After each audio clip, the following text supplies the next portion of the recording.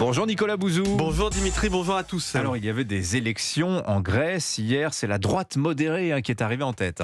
Voilà, la droite modérée, le parti Nouvelle Démocratie qui est au pouvoir depuis 4 ans. Alors il n'est pas certain qu'il puisse former une coalition, il y aura peut-être de nouvelles élections, mais je voulais prendre prétexte de cette élection pour faire le bilan de la crise grecque qui a frappé le pays et puis comprendre les leçons à en tirer pour nous. Vous vous en souvenez bien évidemment, la Grèce avait été victime de la crise financière dès 2008, avec un endettement public qui avait explosé, des taux d'intérêt qui s'étaient envolés et qui avaient mis le pays dans une situation critique. Impossibilité de payer les retraites, les dépenses de santé.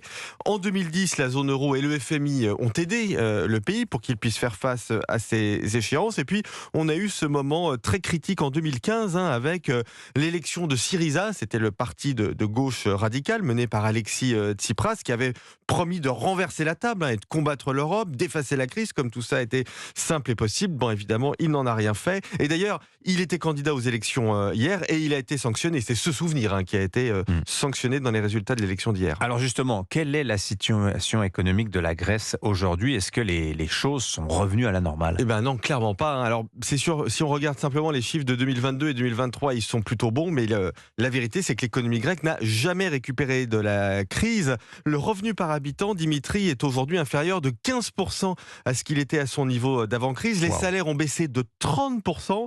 Le taux de chômage diminue un peu, mais enfin, il est toujours à plus de 11% de la population active.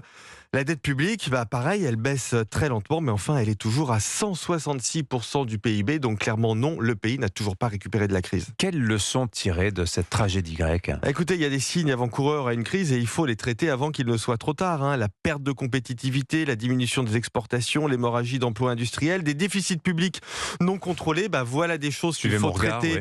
Ouais. Exactement. Alors, la France n'est évidemment pas aujourd'hui dans la situation de la Grèce, mais si on ne maîtrise pas notre dépense publique et si on revenait sur les politiques favorables aux entreprises, on pourrait parfaitement y arriver dans 10 ans. Et là, on le voit bien, des années de redressement et de bonne politique ne sont pas suffisantes pour effacer les séquelles d'une crise comme ça. C'est vraiment ça la leçon grecque et donc ne l'oublions pas. Il y a une échéance à Bercy qu'on attend avec fébrilité. Le 2 juin. Oui, c'est la note de Standard & Poor's, et on y reviendra. La France sera-t-elle dégradée ? On aura l'occasion d'en reparler, effectivement. Merci beaucoup. À demain. Signature Europe 1, Nicolas Bouzou, 7h22.